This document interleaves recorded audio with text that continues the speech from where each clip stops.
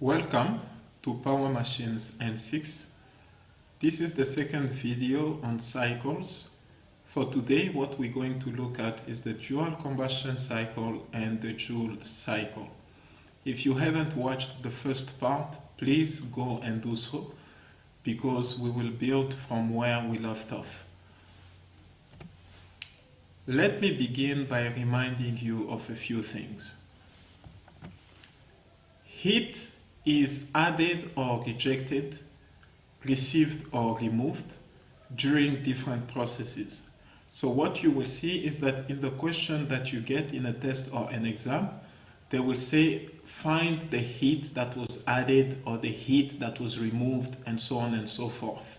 So as far as cycles are concerned, it's important to understand that heat is added during combustion and heat is removed during exhaust.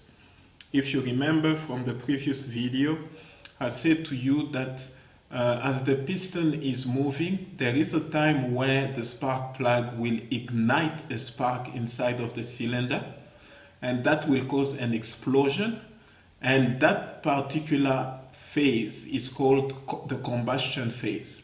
Okay, because when there is an explosion, definitely you have heat that is being added to the cylinder.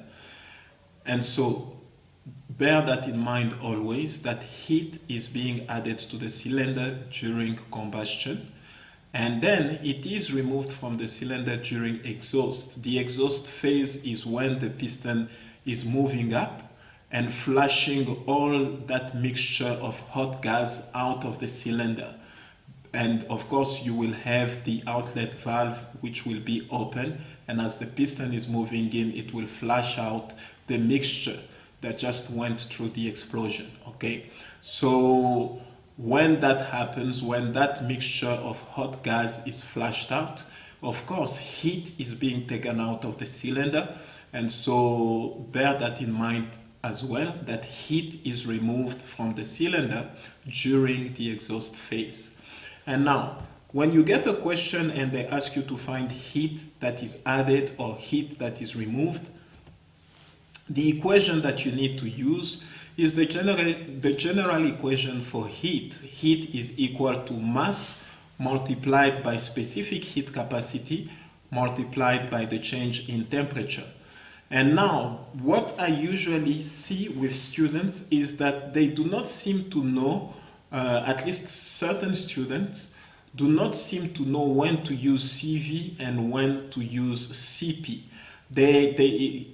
In my opinion, I will say that some students actually guess.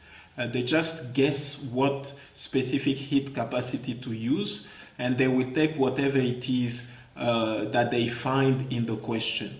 But you shouldn't go guessing, okay? You should understand what you need to do.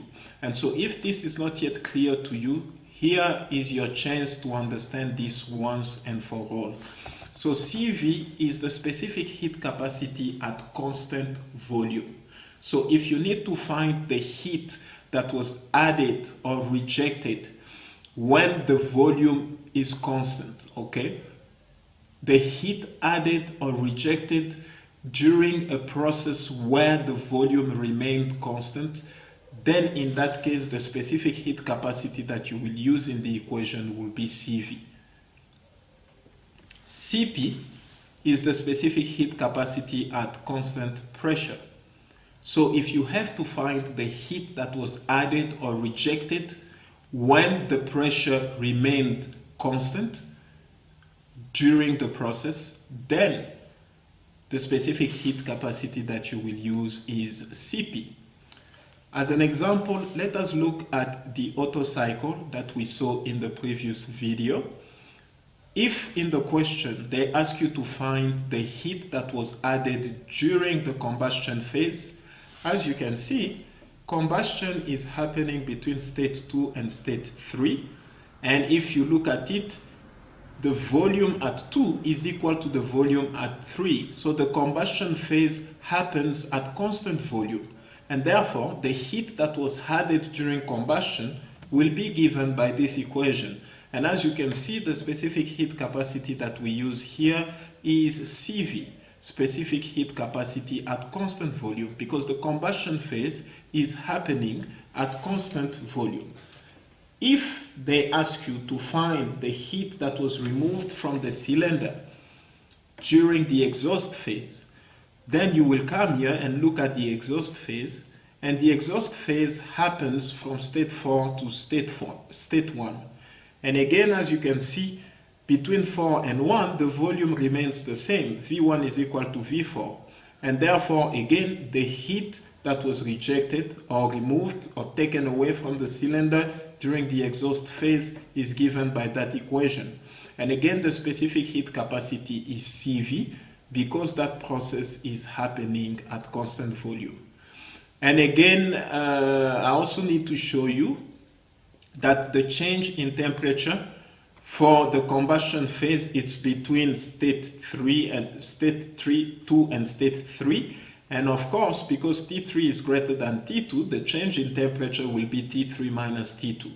And the same applies for the exhaust phase. The change in temperature will be T4 minus T1 because T4 is at a higher temperature than T1. But I have seen that other people in your memos, they prefer working with T1 minus T4, but that will give you a negative number, and negative then will stand for the fact that heat is being removed from the cylinder. If you do it that way, that wouldn't be wrong, but I prefer using the equation in such a way that it gives me a positive number, and then in brackets I can just say it's heat that is removed, okay? But whichever way you do it, you will get the marks, okay? And let us look at another example. This time the